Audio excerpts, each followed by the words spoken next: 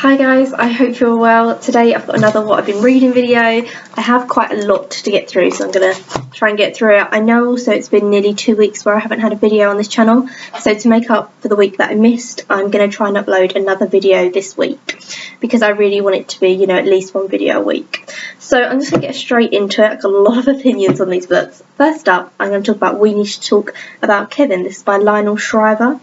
This is a very successful book. It was turned into an absolutely amazing film. And Lionel Shriver, I assumed that was a man, but it's not. It's a female author. There she is there. It's basically about a woman writing letters to her ex-husband talking about their son Kevin. And from the beginning, Kevin's done something appalling. He's in prison. And she's just saying, we need to go back on Kevin's life. Let's talk about how he was as a kid and maybe work out why he did what he did. And that's what it's about. It flits to present day as well because she's living by herself. The community have outcasted her because of Kevin's crime. So it's talking about her life, but then back to him. I felt it was more about her. Her name's Eva. Than it was about Kevin. So she was a very career-driven woman. She then had this kid. She didn't really want to have a kid. They just had a kid because they felt like they had to, which that's a whole situation in itself. People feeling forced into having children for societal norms, which that's what I'd say the book was about. So she didn't really connect with Kevin. But so Kevin he really hated her. He liked everyone else, but he hated her. And so I don't really know what my feelings are. I don't know why Kevin did what he did. The book it's an open book for your own interpretation. I thought it was really good. It's big. I will say that. I think I've been reading this for about 2 years now. And it is because it's beautiful language, but then sometimes it's a bit much. It's just get to the point. And in his childhood, she talks about that for the majority of the book. I think it's only about 20 pages about his actual crime that he committed. So the majority of the book is about him being a nightmare child to her and then lovely to everyone else. But she shows one example and it was okay, we get it, and then just kept on showing more and more examples. And then in it she says, I fear I've dwelled too much on the past because I don't want to talk about what Kevin did. She's stalling you, and you get that, but it's just boring to read. This is over 460 pages. So it is big. I did think it was good. The letters sometimes can be really long, there's so many pages. My favourite bit in the book was actually when she went to go and visit him in prison. Because she goes to visit him and they have these stilted conversations, and there's quite a few of them in the book, and they were definitely my favourite parts. They were so interesting the way they were written. But I do think it was a bit too long, to be honest with you. It was good though, and it talks a lot about society, and if you know the crime that he did, it's not really a crime that happens here in England, but I suppose it does happen in America. And it's interesting to find out why predominantly white, privileged young boys commit this crime. It did fall into that category a bit of feel sorry for him, he's so privileged and he's a white straight male, look at the privilege. And it's not a bad thing to be privileged. I don't know why you think it's a bad thing. But yeah, no, I did think it was good. I don't know if I'd recommend it. It was very long. The film, however, has oh my god, what's her name? It will come back to me, but she is my bae, and Tilda Swinton. She's my bae, and anything Tilda Swinton is in is absolutely amazing. She, for some reason, is only in really, really good, well-scripted films, and I think it's on Netflix. It's so good. But if you're interested in this book, or maybe if you find out what the crime was that he did and then you're interested in reading about that kind of stuff, then that would be interesting for you. I say it's more about a woman feeling the pressures of society and having to be a mother when she doesn't really want to. That's what I'd say the book is mostly about. But it was a very interesting read. It was, it was good. The prison bits are absolutely fantastic. Next book, this is a picture book. This is Halloween Vintage Holiday Graphics, edited by Jim Heineman. I'm actually going to buy this book. I got this at the library. And it just has all these, they're mostly American, because in America you're more into Halloween than us. But just all these Halloween graphics. And some of them are really odd. Look at that one. All those girls with weird little pumpkins on their heads. And I write short stories, so I'm going to use this inspiration for short stories. I think it was really well edited. Love this book, so cool. I'm just moving along. I've done a review of this. This is Anthony Burgess' A Clockwork Orange. I didn't really mean to put this in the pile, but I've already done a review, so you can go and watch that on my channel if you want. Oh my god, I then read The Graduate by Charles Webb. Skateboarders outside.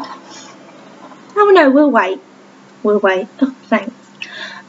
This is about a boy who comes back from education, goes back to his family, and he doesn't know what he's doing with his life.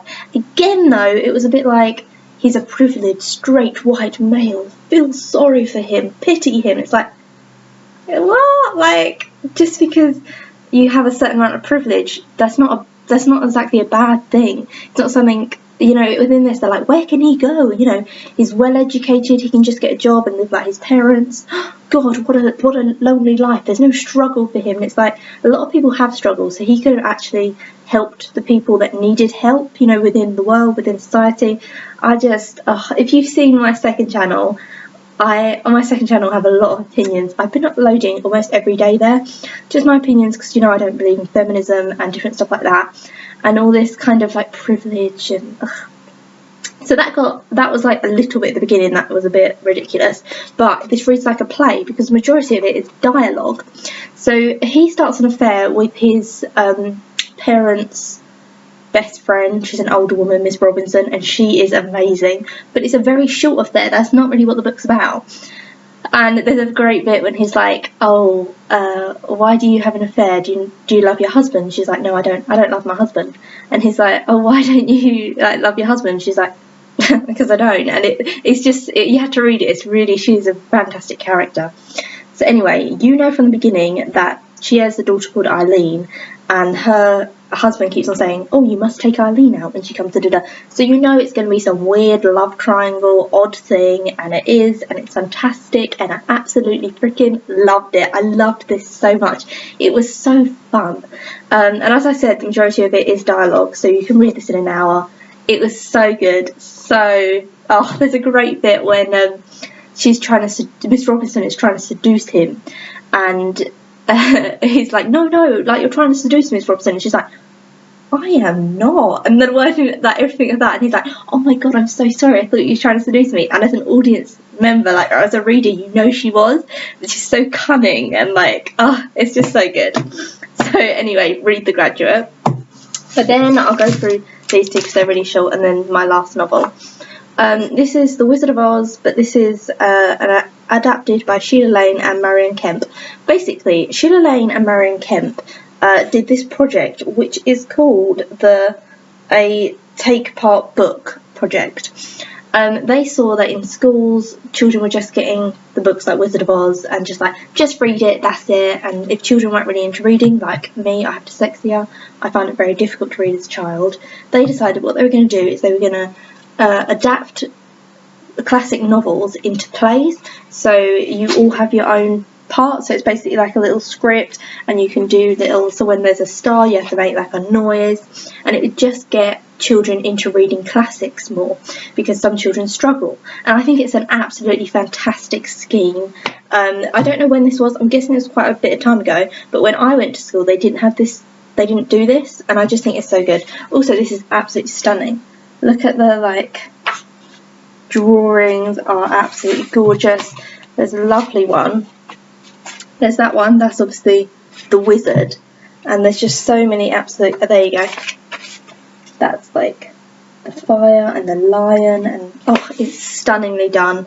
I just think they're really clever with their idea, and they were one of the first people to do this kind of idea. I know a lot of schools do it now, and it's just a nice idea. Also, these are just beautiful to collect. That's nice. I then have Harley Quinn. This is January 2016's edition. I love Harley Quinn. I'm not a massive comic book fan because I only read Harley Quinn and Wonder Woman. They're the only two that I'm really interested in.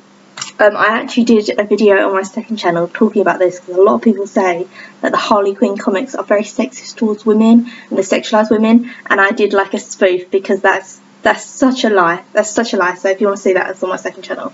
They don't over-sexualise women at all. It's a fantasy thing. And yeah, also if you look at the Harley Quinn squad,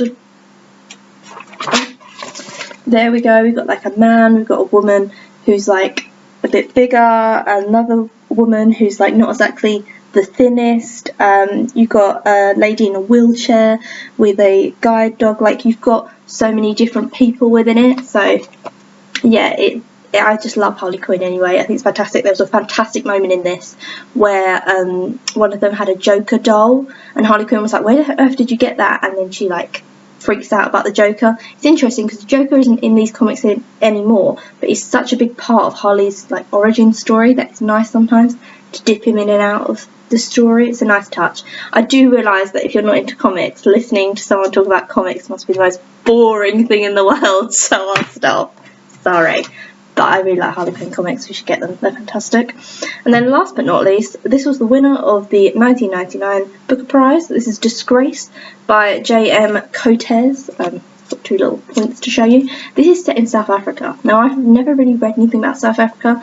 One thing it says on the back is Coates captures the appalling skill the white dilemma in South Africa. Now, I don't know what the white dilemma is within South Africa, but this is about a man. He is a professor or a lecturer.